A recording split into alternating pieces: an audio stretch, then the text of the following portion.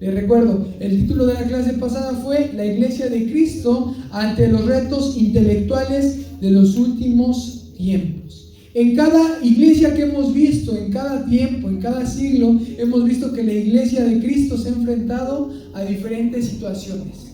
¿Sí? Se han levantado diferentes movimientos, diferentes personas con diferentes mensajes, y han atacado, han perseguido a la fe cristiana. Pero ante esas adversidades que se han presentado, también hay otros que en defensa de la palabra, que en defensa de nuestro Dios, también se han levantado y han dicho la verdad, ya han confrontado y han vencido. Amén.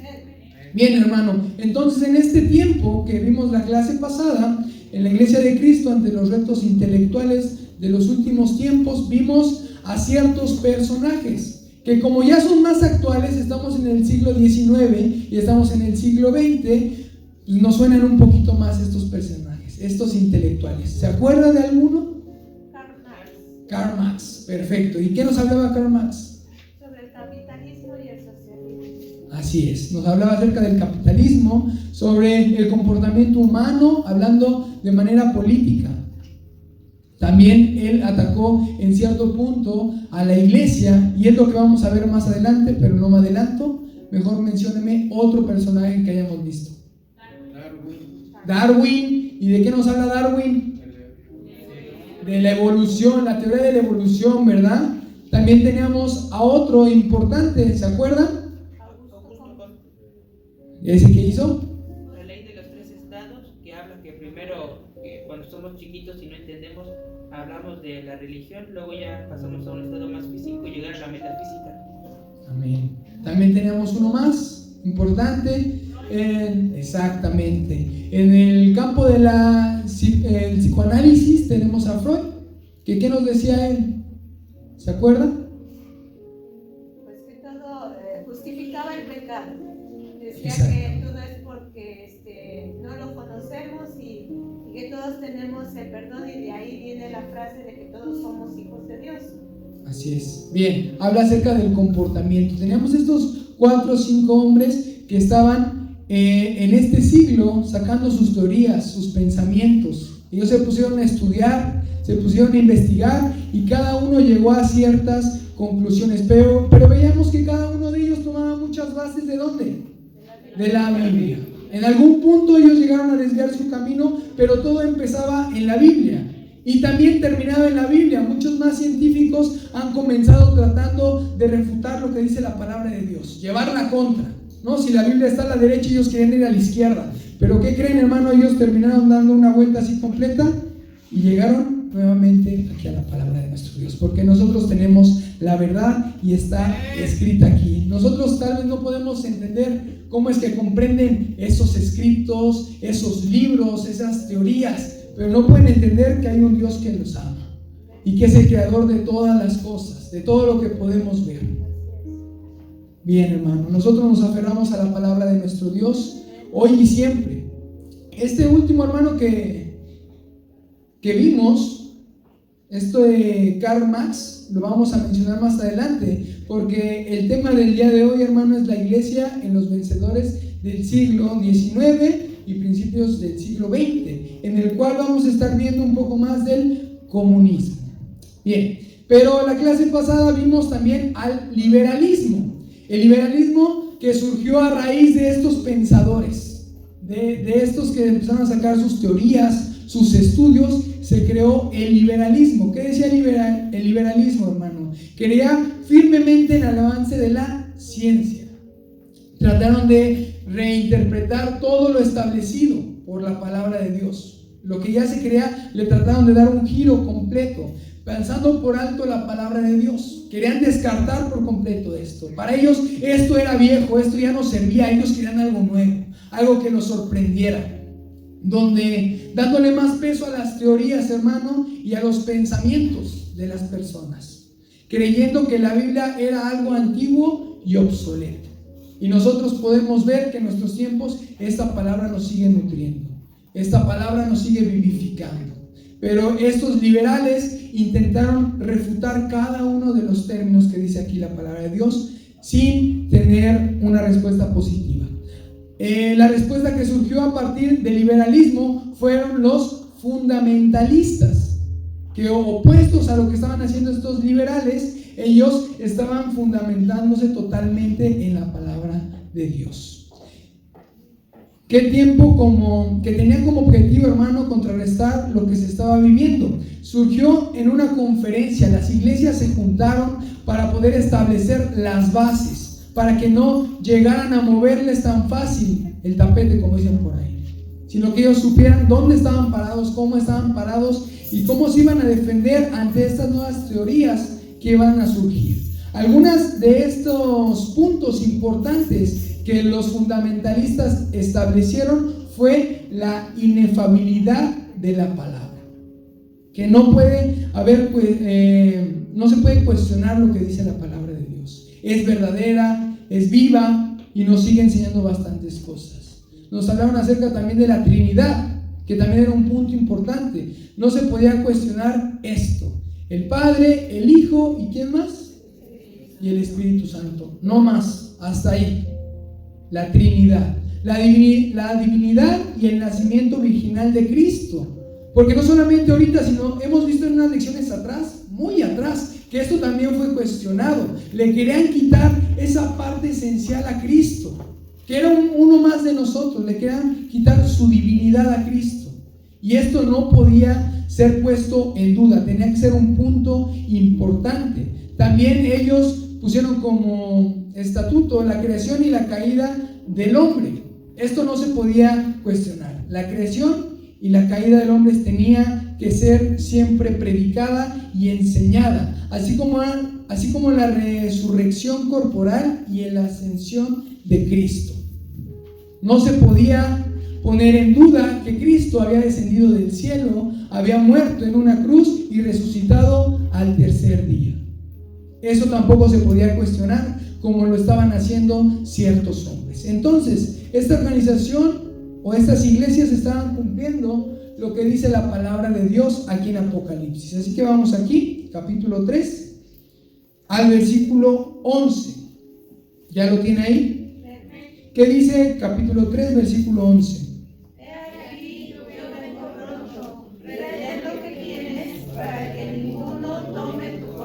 Ellos lo que estaban haciendo era retener lo que ya se les había dado. La Biblia ya estaba establecida, el mensaje ya estaba dado, y ellos lo que estaban haciendo es cumplir esto, retener lo que se les había dado. No olvidarse, no irse por lo nuevo, por lo que está en tendencia, por lo que se dice en otros pueblos, en otras ciudades, por quererse sentir más modernos. Ellos tenían que estar fundamentados, como su nombre lo decía, los fundamentalistas, en la palabra de Dios. Él dijo: retengan, y es el mismo mensaje que nos dice a nosotros: retengan el mensaje, retengan la sana doctrina, que eso nos va a hacer libres. Amén, hermano. Bien, vamos a darle paso a esta clase nueva, hermano, la iglesia en los vencedores del siglo XIX y principios del siglo XX. Así que escribe el ángel de la iglesia Filadelfia: esto dice el santo, el verdadero, el que tiene la llave de David, el que abre y ninguno cierra, y cierra y ninguno abre. Yo conozco tus obras. He aquí he puesto delante de ti una puerta abierta, la cual nadie puede cerrar, porque aunque tienes poca fuerza, has guardado mi palabra y no has negado mi nombre. He aquí yo entrego de la sinagoga de Satanás a los que se dicen ser judíos y no lo son, sino que mienten. He aquí yo haré que vengan y se postren a tus pies y reconozcan que yo te he amado. Por cuanto has guardado la palabra de mi paciencia, yo también te guardaré de la hora de la prueba que ha de venir sobre el mundo entero, para probar a los que moran sobre la tierra. He aquí yo vengo pronto, retén lo que tienes para que ninguno tome tu corona. Al que venciere, yo lo haré columna en el templo de mi Dios, y nunca más saldrá de allí. Y escribe sobre él el nombre de mi Dios, y el nombre de la ciudad de mi Dios, la nueva Jerusalén, la cual desciende del cielo de mi Dios, y mi nombre nuevo. El que tiene oído, oiga lo que el Espíritu dice a las iglesias, hermano. menciona algo importante aquí en el 12. Las primeras palabras dice, al que venciere. Al que venciere. Y para que alguien pueda vencer, hermano, tiene que enfrentarse a alguna prueba. No podemos proclamarnos todos campeones, victoriosos, si antes no estuvimos en una prueba, en alguna prueba ya sea física, en alguna prueba ya sea de la vida. Para eso tenemos primeramente que estar en esa situación y salir victoriosos, mantenernos, esforzarnos y posteriormente llega la victoria. Tenemos varios ejemplos en la palabra de nuestro Dios. Tenemos a un joven David que se enfrentó a un monstruote, a un gigante llamado Goliat. Y se presentó ese día David, se presentó en la prueba, frente a este hombre. Nosotros sabemos lo que se dijeron cada uno. Y ahí estaba David en la prueba.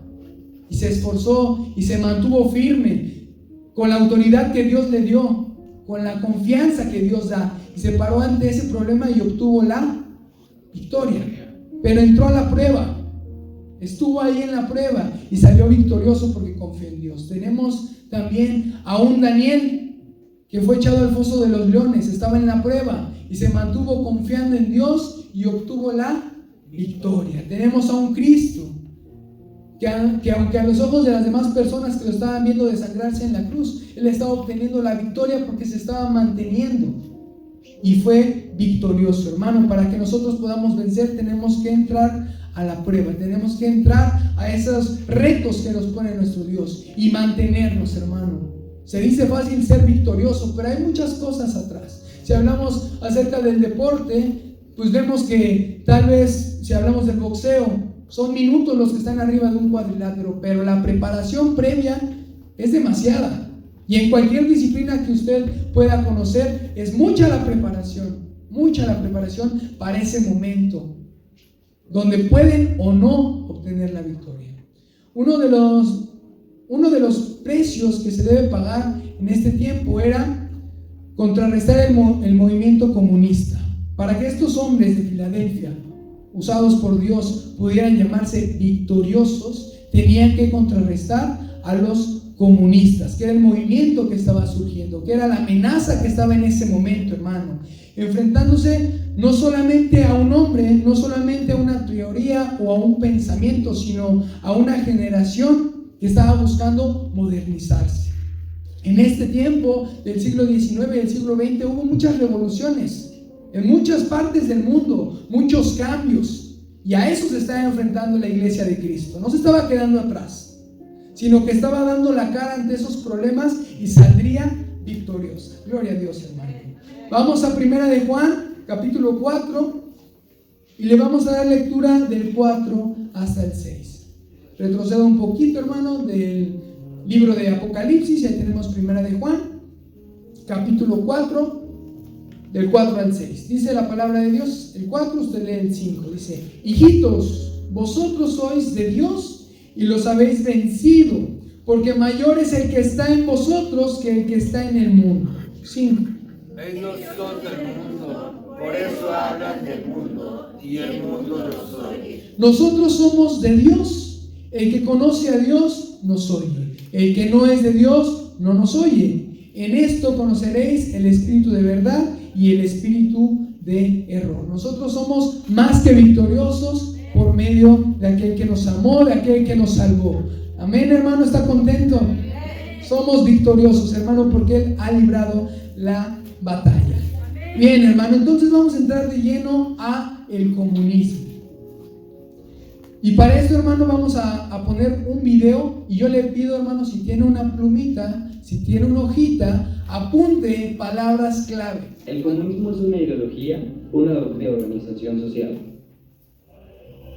Tiene como eje central la eliminación de las clases sociales, así como también la supresión de la propiedad privada de los medios de producción. Esta ideología fue fundada por Karl Marx, que fue un filósofo, historiador, sociólogo, economista, escritor y pensador socialista alemán, y que junto con Friedrich Engels fundaron la Liga de los Comunistas. Una de las consecuencias del comunismo fue lo ocurrido en la URSS con Lenin. Como las personas no hacían una revolución, él tomó el cargo de dirigir esta y al momento de ser el líder, cambió el sistema a comunista e industrializó el país. También se prohibió enseñar religión en las escuelas y creó una policía encubierta. De este modo, si alguien decía algo en contra del comunismo o de Lenin, se les aniquilaba, lo cual contradice al mandamiento del comunismo, el cual era crear una sociedad libre de opresión. Luego de que Lenin murió, en 1924, dejó a un sucesor, Stalin, quien fue aún más devastador. Luego de varios sucesores después de Stalin, se creó una ley de libre expresión, y en 1991 la Unión Soviética se desintegra y el país vuelve a la democracia. Como vimos en el ejemplo de Rusia, el comunismo tiene muchas ventajas y desventajas. Pero, ¿cuáles son estas en concreto? Ventajas. Todos los medios de producción son propiedad de los trabajadores. No existen las clases sociales y ningún trabajador tendrá necesidades económicas ni financieras. Desventajas. No existe un mercado de libre comercio.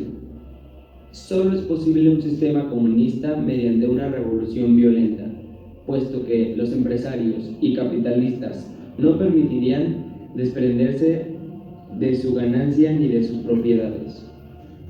Hasta ahí.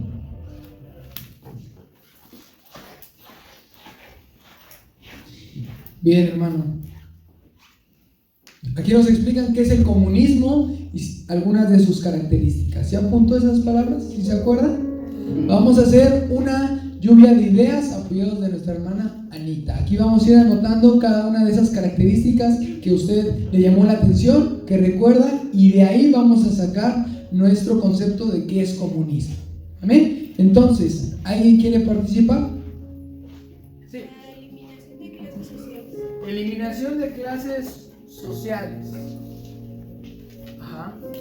Es una ideología de organización social. Ok. ¿Alguien más? No querían religiones. No religiones. Gustavito. Es un modo de producción. Ok, un modo de producción. ¿Alguna otra palabra? No había libre comercio. No hay libre comercio. ¿Qué más se acuerda, hermano? No sufrían de necesidades económicas. No, ok. El comunismo buscaba que no hubiera necesidad de... ¿Cómo? Económica. Económica. Perfecto. Nos habló acerca de algunos hombres. Karl Marx, Karl Marx, Lenin, Engels, Stanley. y Friedrich. Nos habló de un país, la URSS, que luego pasó a ser Rusia. ¿Qué más? ¿Se acuerda que mencionó las clases sociales? Buscaba eliminar las clases sociales. Es una ideología y una organización social. ¿Qué pasó, Anita? ¿Apuntaste la mitad? Es cierto, no es cierto. Está bien. Bien, con estas características y las que acordamos, vamos a sacar un concepto de qué es el comunismo.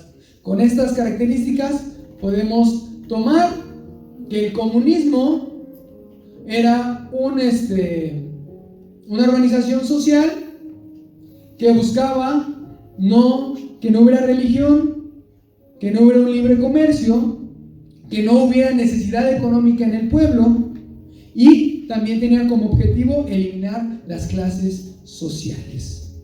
¿Amén, hermano? ¿Sí se entiende?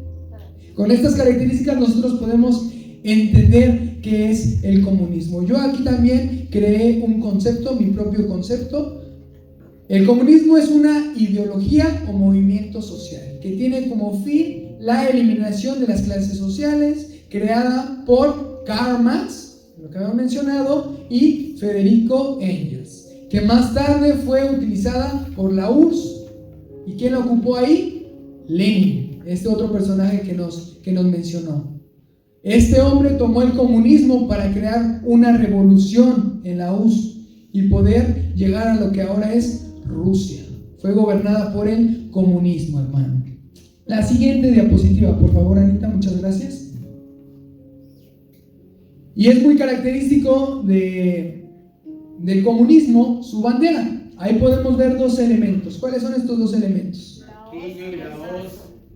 El martillo y la hoz. Y cada uno representa algo importante. El martillo representa la industria y a los hombres. Y la hoz, la agricultura y a las mujeres. Era un movimiento revolucionario que no solamente era para un país, sino que fue difundiéndose por toda Europa, Asia, y llegó también al continente americano. El comunismo es una forma de organización social, hermano. Busca la eliminación de clases sociales, ya lo mencionamos, también así como la supresión de la propiedad privada, porque en ese tiempo estaba también el socialismo, comunismo, y el otro es el capitalismo, exactamente. Entonces estaba el capitalismo por un lado y lo que se buscaba era llegar totalmente del otro extremo, que era el comunismo. Estaban hartos de que el Estado se llevara todo, los dejara pobres a los demás, y a los ricos los hiciera más ricos y a los pobres los hiciera más pobres. Entonces se buscaba llegar al otro extremo.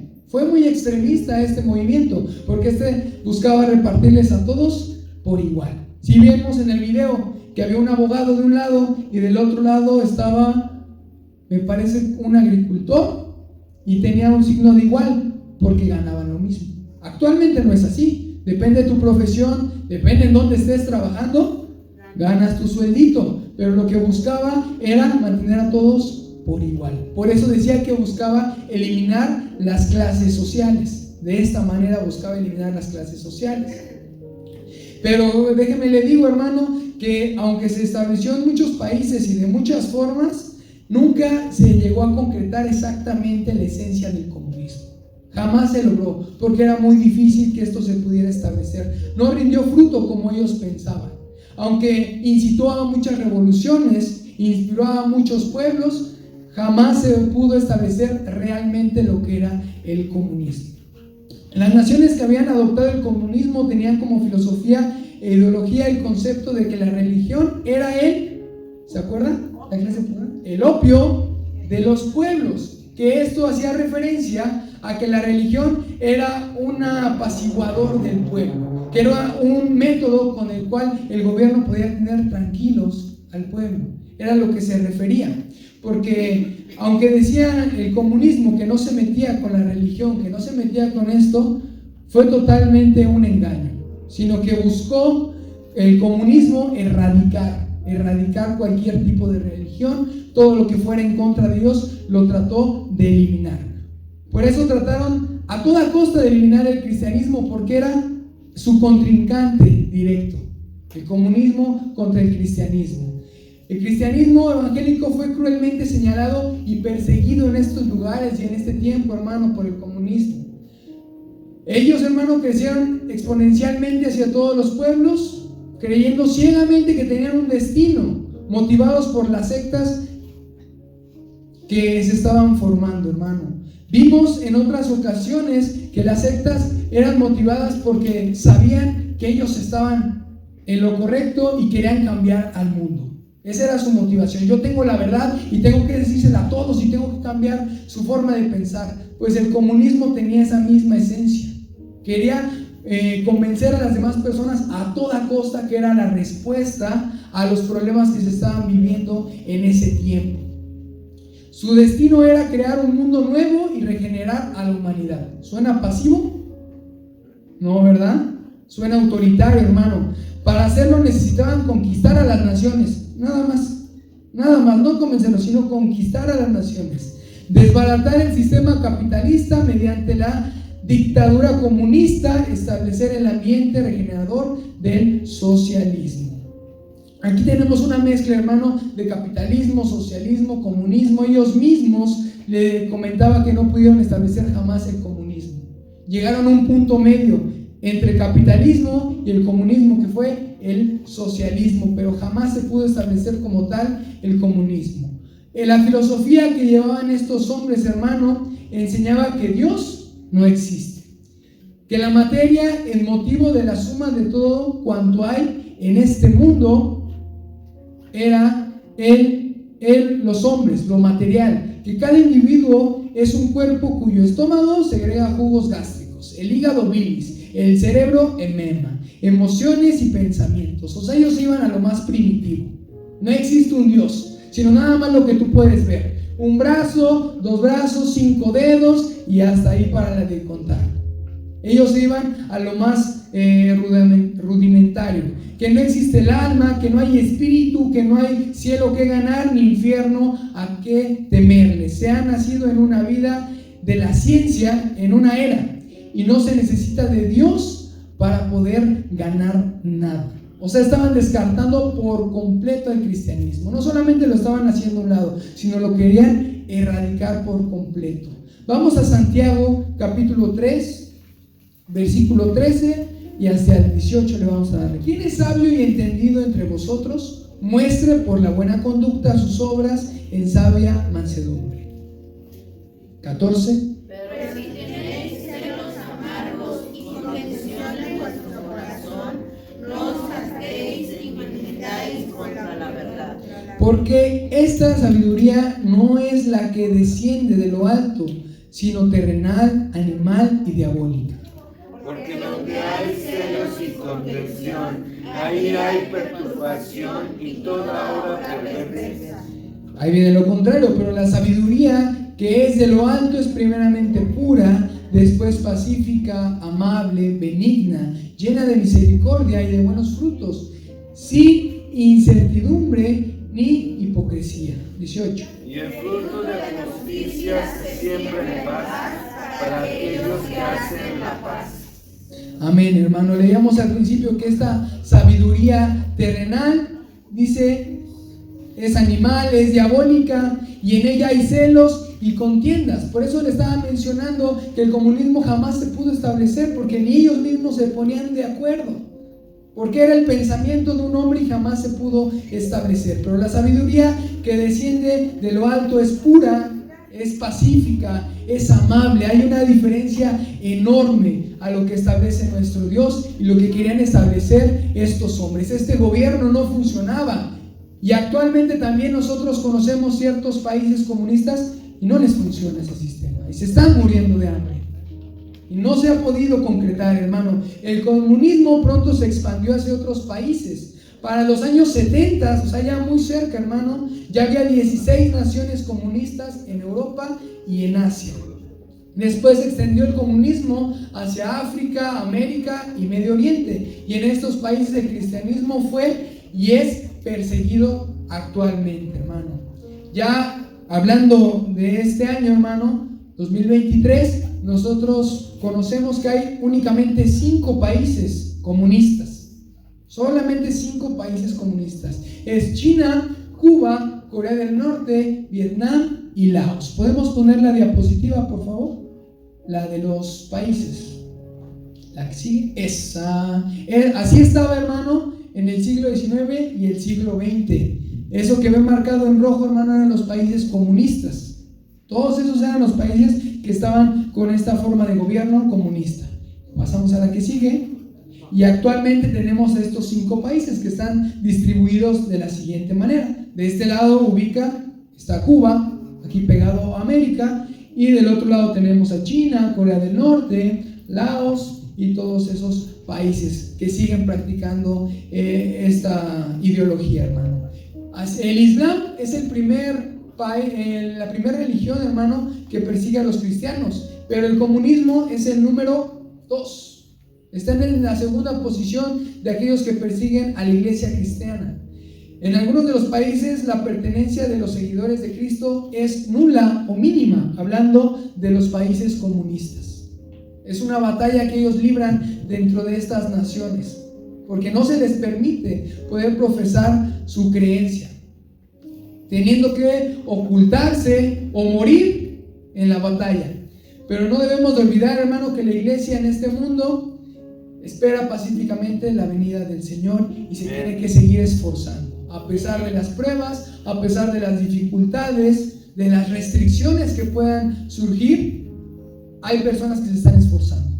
Hay personas que se están manteniendo. Hermanos nuestros que están ahí batallando día y noche, perseguidos día y noche, hermano, por proclamar a nuestro Dios que vive y reina para siempre. Dale un fuerte aplauso a tu Dios, hermano, porque Él es grande y es poderoso, hermano. Y aunque permite que pasemos las pruebas, aunque permite que a veces salgamos raspados, manchados, ahí está con nosotros, hermano. La victoria se va a alcanzar.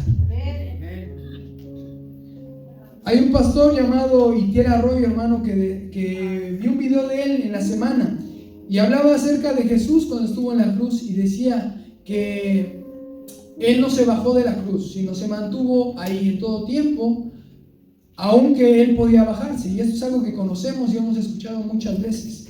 Pero ponía el ejemplo que nosotros, estando en esa situación, estando en la dificultad, comparado a la cruz, nosotros sí buscamos alejarnos siempre de la prueba. A nadie le gusta estar en la prueba, a nadie por elección dice yo me meto ahí, yo me pongo ahí, yo me meto en esta dificultad. No nos gusta estar ahí, pero en la prueba es cuando realmente se aprende, se conoce a Dios. En el desierto es cuando nuestro Dios mostró que Él puede hacer descender pan del cielo, el maná.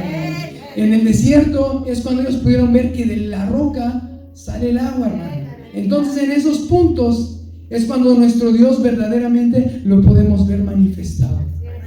No le tengamos miedo, hermano, a las pruebas. Hay que entrar con todo y tomados de la mano de nuestro Dios. La Biblia nos invita en todo tiempo a ser perseverantes, a estar ahí, a mantenernos firmes en todo tiempo. Vamos aquí a Apocalipsis, capítulo 3, el versículo 12. Nada más la primera parte. Dice la palabra de Dios: al que venciere, hasta ahí, hermano, al que venciere. ¿Cómo dice la segunda parte? Yo lo haré columna del templo de mi Dios. Amén. Con Jesús, hermano, nosotros siempre ganamos. Aquí es ganar, ganar con Él. A pesar de todo, hermano, nosotros siempre podemos ser bendecidos por Él. Aprendemos la palabra de Dios, nos defendemos con la palabra de Dios, a pesar de que otras personas no hagan válida la palabra. No sé si a usted le ha tocado acercarse a alguien y decirle un versículo, contarle una historia de la Biblia y la desaprueba. ¿Por qué? Porque sabe que es de la Biblia. Dice, no, a mí háblame de otra cosa, algo más real. Esto es real, esto es vida. Y desaprueban el conocimiento que nos ha dado nuestro Dios, la sabiduría que ha puesto en nosotros, pero nosotros sabemos que esto es vida, que esto es lo verdadero. A pesar de que ellos lo rechacen, nosotros estamos parados en la roca que es Cristo. Segunda de Corintios capítulo 3, vamos para allá, hermano. Nos tachan de ignorantes, de que no sabemos, de que no conocemos cuando mencionamos la Biblia. La desaprueban de maneras muy feas. Le dan un lugar que realmente no merece la palabra de nuestro Dios. Pero nosotros tenemos la verdad. Versículo 4, y usted lee el 5, dice: y tal confianza tenemos mediante Cristo para con Dios. No que seamos competentes por nosotros mismos para pensar algo como de nosotros mismos, sino que nuestra competencia proviene de Dios, el cual asimismo nos hizo ministros competentes de un nuevo pacto, no de la letra, sino del Espíritu, porque la letra mata, mas el Espíritu vivifica. ¿Quién nos ha dado el entendimiento? Nosotros no somos sabios porque somos bien vivos nosotros, porque nos matamos estudiando, sino porque nuestro Dios pone el conocimiento ahí. Nosotros somos humildes y reconocemos que de Él proviene todo. Esa es la diferencia con otras personas, con otros sabios. Hay personas que fanfarronean por entender pensamientos profundos, hipótesis, escritos, historiadores, pero nosotros estamos contentos porque tenemos un Dios y entendemos el mensaje que trae a nuestra vida. Entendemos que hay una vida después de aquí. Entendemos que Él nos ha salvado y Él nos ha libertado. Amén. Vamos a Salmos capítulo 14. Fíjese lo que dice aquí unos insensatos. Vamos a leer del 1 hasta el 6. Los vencedores de este tiempo de Filadelfia se han hecho columnas del templo porque las pruebas fueron muy difíciles. Así como los liberalistas tenían a sus estandartes, a sus hombres, a sus columnas, que los mencionamos al principio, era Darwin. ¿Quién más era? Darwin, Marx, ¿Quién más? Freud. ¿Había uno más por ahí? Ese mero. Tenían ellos a sus columnas. Estos eran las columnas del liberalismo. Pues nosotros también tenemos ciertas columnas que están manteniendo lo que nosotros hacemos en este lugar. Tenemos a un Noé que dice que en medio de la maldad del hombre, del mundo, lo que estaba pasando, él fue hallado justo. Él es una columna, es un ejemplo para nosotros. Abraham, el padre de la fe, aquel que creyó sin haber visto nada. Se le prometió una generación enorme, pero él no la pudo ver completa. Él no pudo ver esos miles, millares de personas que salieron de él.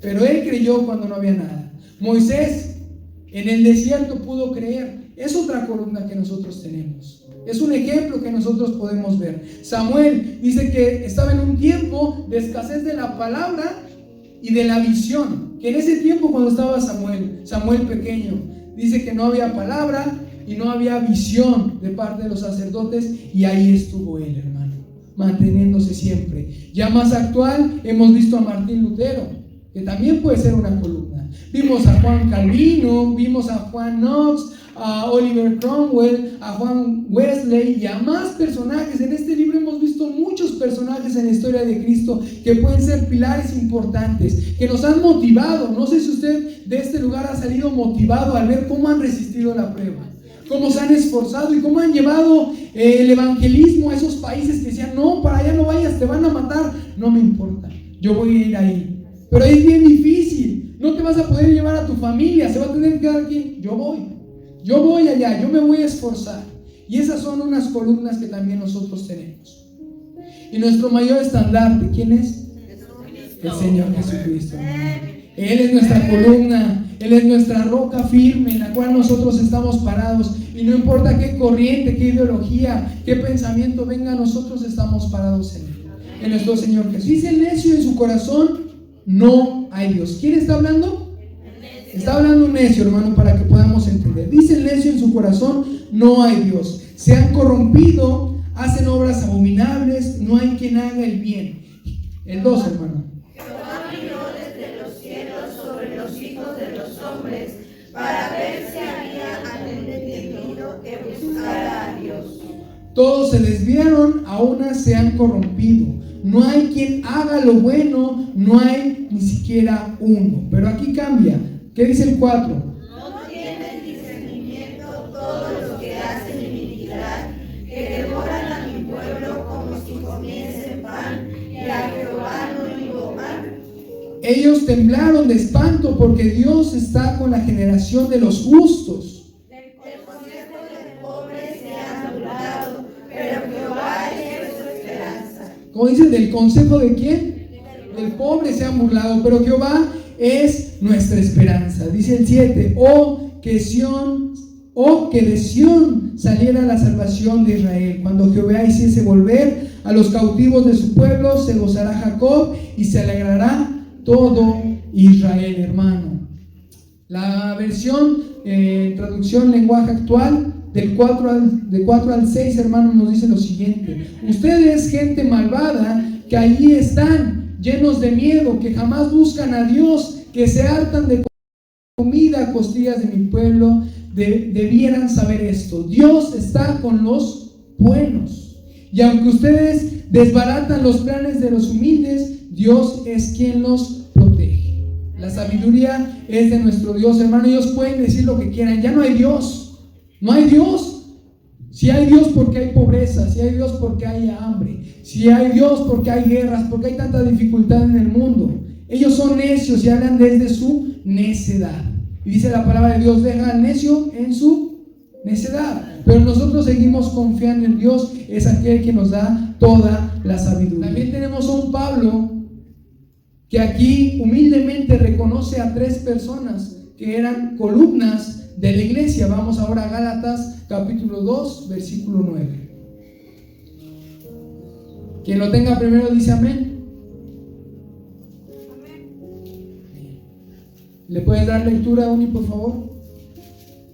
Y reconociendo la gracia que me había sido dada, Jacob, Cefas y Juan, que eran considerados como columnas, nos dieron a mí y a Bernabé la diestra en señal de de compañerismo para que nosotros fuésemos a los gentiles y ellos a la circuncisión. Bien, aquí hermano está reconociendo Pablo a 3 personas. ¿Quiénes son? Ahí lo dice. Jacob, Cefas y Juan. Y dice que ellos han sido columnas. Pablo, siendo Pablo, reconoce a estas 3 personas importantes para la iglesia, para el movimiento. Los reconoce y les da honra porque gracias a ellos se ha difundido. Hay una organización aquí en la iglesia cristiana y gracias a ellos unos fueron a los gentiles y otros fueron a los de la circuncisión. Una columna, hermano, de la iglesia es alguien que se ha mantenido, alguien que nos inspira a poder seguir creyendo en Dios, alguien que se ha esforzado ante la dificultad, no se ha doblado. Y no hablamos de una persona santa y pura, sino una persona que se ha mantenido, que ha estado ahí en todo tiempo. Y la iglesia necesita de esas personas, de esos atalayas, de esas personas que no se rinden ante la primera dificultad, sino que se esfuerzan y esfuerzan a su vez a otras personas. ¿Por qué le menciono todo esto, hermano? Porque vamos a ver algo que se llama la iglesia subterránea. Y son hermanos, son columnas, son personas que se esforzaron y a pesar de que se les prohibió llevar la palabra en ciertos países, ellos buscaron la manera de que el fuego no se apagara, que la palabra se siguiera difundiendo. Y esta iglesia se fundó por debajo, escondida. Y vamos a ver, hermano, porque fue en muchas naciones, fue en muchos países que se llevó de esta manera, por lo mismo que habíamos visto del comunismo. Y ante la adversidad siempre la iglesia cristiana ha sabido salir adelante, hermano. En los problemas es cuando más nos hundimos. No sé si usted recuerda cuando estuvo la pandemia. En ese momento, en ese periodo que estuvo la pandemia, aquí en la iglesia se sentía la hermandad, se sentía la unidad. Allá estaban los problemas, allá estaban las dificultades, el temor. Pero aquí nosotros nos estábamos apoyando. Algunos de los hermanos cayeron en esta enfermedad, se les llevó una despensa. También con nosotros, con la incertidumbre del trabajo, de que no hubiera comida tal vez en nuestra casa, con todo y eso nosotros, o ustedes, hermano, dieron para esas personas que lo necesitaban. Nos unimos en la dificultad. También aquí la iglesia cristiana, ante la adversidad, ante los problemas, se unió cada vez más y se empezó a difundir la palabra de Dios. Y lo vamos a ver primeramente en el país de China. Hay un hombre llamado Lin Xiangyo que murió apenas en el 2013 a la edad de 88 años. Y este hombre tiene un testimonio tremendo, porque dice que estuvo encarcelado 2 veces. Una en su niñez, desde niño estuvo encarcelado, y otra en su adultez. Murió su esposa y él ni siquiera pudo ir a su funeral. Y él, cada vez que salió de la cárcel, siguió predicando la palabra. Se esforzó todo el tiempo. Y las palabras que él decía a todas las personas que le preguntaban acerca de lo que estaba viviendo, dice: a más persecución, más crecimiento. Aun cuando él murió, sus últimas palabras, el último mensaje que le dio a su iglesia decía: a más persecución hay más crecimiento. Así que ustedes no tengan miedo, les decía, porque va a haber persecución, la persecución va a seguir, pero nuestro Dios va a dar más crecimiento en nuestras vidas, porque no lo ha pagado. En Corea del Norte, hermano, en este lugar, sabemos que hay Corea del Norte y Corea del Sur. Cuando se realizó este cambio, esta revolución, hermano, esta independencia, se hicieron muchos cambios también de manera política y adoptaron el comunismo. Ser cristiano en Corea del Norte, hermano, es renunciar a la vida, así decía una revista. En Corea del Sur, todo aquel que se dice ser cristiano ha renunciado a su vida. Son palabras muy fuertes. Los creyentes que son encontrados con Biblias o en reuniones de oración, ahí mismo, en ese momento, son ahorcados frente a todas las demás personas y sirven como ejemplo de lo que no deben de hacer. ¿Se imaginan, hermano, que entrara alguien ahorita y nos agarrara del pescuezo aquí con un lazo y colgara 2, 3? El impacto que traería para nosotros, ¿no? Muchos de nosotros tal vez diríamos: no, yo nada más vengo de visita. No, yo nada más vine un ratito. No, espérate, tranquilo. Esto es lo que hacían en estos lugares. Y fíjese que también ocupaban a los niños para que delataran a los padres. Se dice que en las escuelas a los niños se les enseñaba una Biblia. Se les enseña una Biblia, es como si ahorita Daniela le enseña la Biblia. Y le pregunto: ¿tú conoces esta? Y Daniela, bien calladita, no quema a sus papás. Dice, sí, mi papá tiene como 2 ahí en su librero. No, pues toma, la pobres de los papás, porque eran muertos, eran apresados. Esa era la trampa que le hacían a los niños. Les preguntaban, ¿conoces este libro? ¿Lo has visto? ¿Sabes de él? Y si ellos decían que sí, o mostraban como duda, como que sí, como que no, parejo para todos. Por más que los papás se pudieran esconder y ser discretos, si los niños no guardaban silencio, ellos eran apresados y muertos en ese momento. En Albania, hermano, este país se proclamó con orgullo el primer país ateo del mundo en 1967, junto con que adoptaron esta ideología del comunismo. Cuando las autoridades descubrieron Nuevos Testamentos, los confiscaron y los quemaron. Los jóvenes no podían portar una cruz o algún vestuario que tuviera la cruz. Es un crimen en Albania tener contacto con cristianos. No, igual en sus redes sociales o hablar con un cristiano, conocer a un cristiano, está prohibido, está penado. Dicen en Albania, toda la religión es una amenaza al gobierno actual. Por lo tanto, el gobierno lo ha hecho ilegal y cualquier persona que continúa en una práctica religiosa es traidor y debe ser fusilado. Es la idea que ellos tienen. Esto, hermano, que le estoy mencionando, todos estos países y todas estas características, es algo que ya hemos escuchado, la persecución a la iglesia cristiana. Pero todo esto fue a raíz del comunismo. O sea, todo lo que hemos escuchado antes fue a raíz de otros movimientos, de otras ideologías, de otros hombres. Pero esto es a raíz del comunismo y muy actual. Le estoy mencionando el siglo XIX y el siglo XX.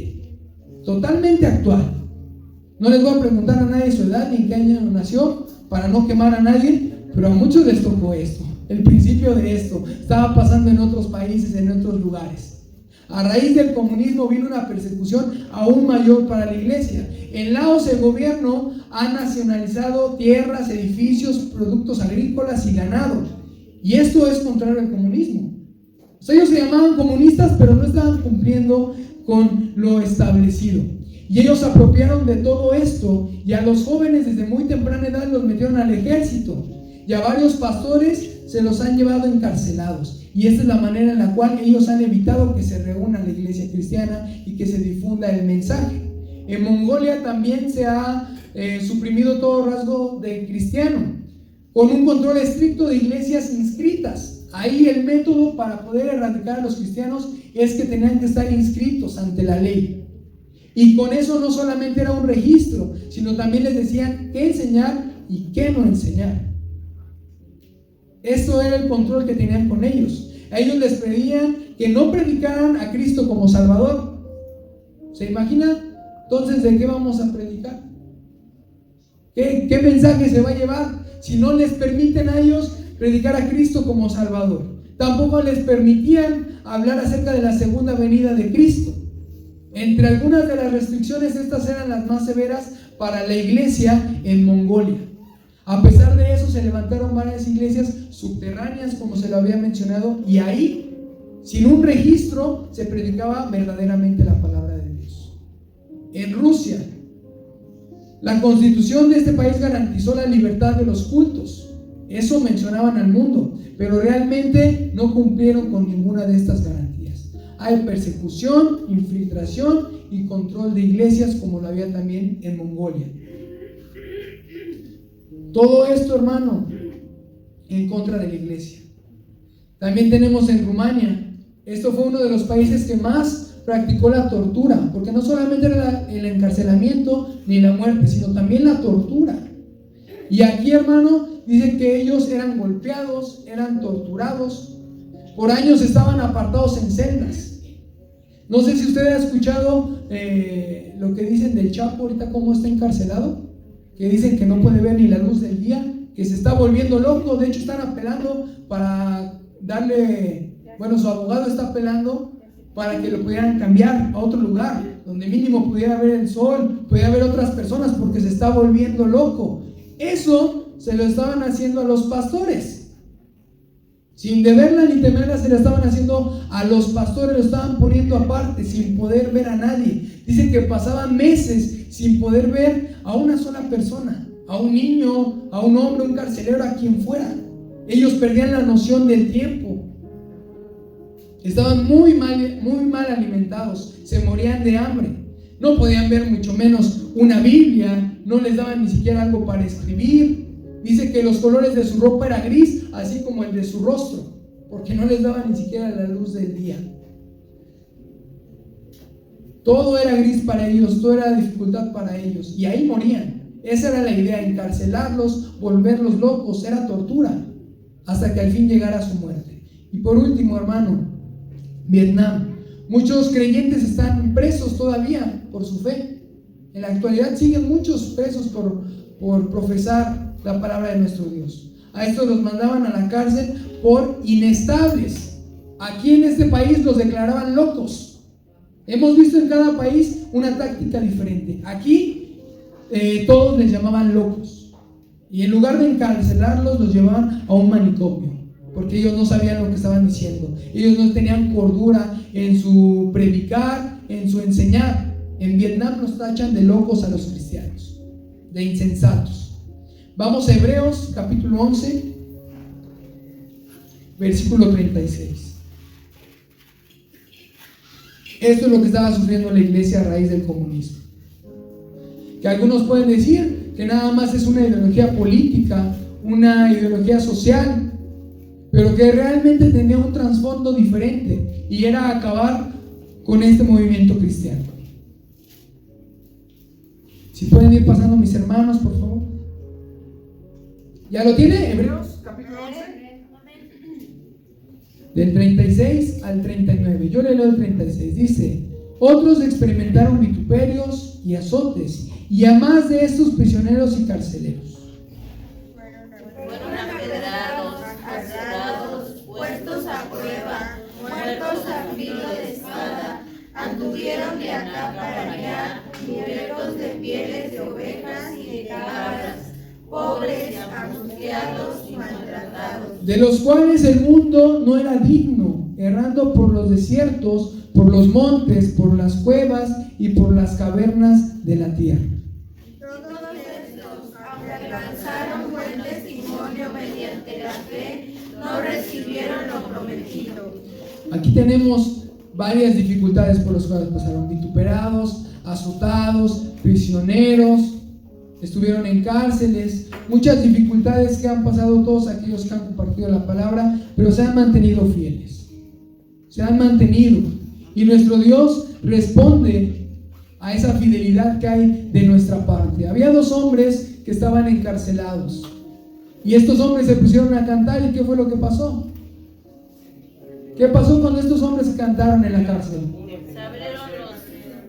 Se movió la tierra, hubo un gran temblor, y cayeron las cadenas, cayeron los grilletes, cayeron los muros. Ellos podían ser libres. Es lo que hace nuestro Dios cuando nosotros nos mantenemos fieles. Hay muchos ejemplos, hermano, que más podemos sacar aquí de la palabra de que Dios es fiel cuando nosotros creemos, cuando nosotros tenemos fe. Mire, vamos a 1 de Juan, capítulo 5. Aquí nos habla un poquito de la fe.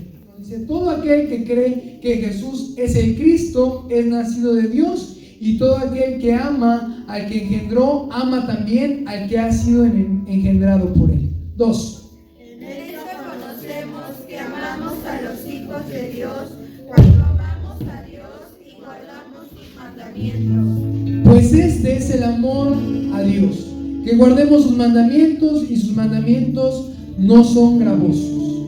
Porque todo lo que es nacido de Dios vence al mundo, y esa es la victoria que ha vencido al mundo, nuestra fe.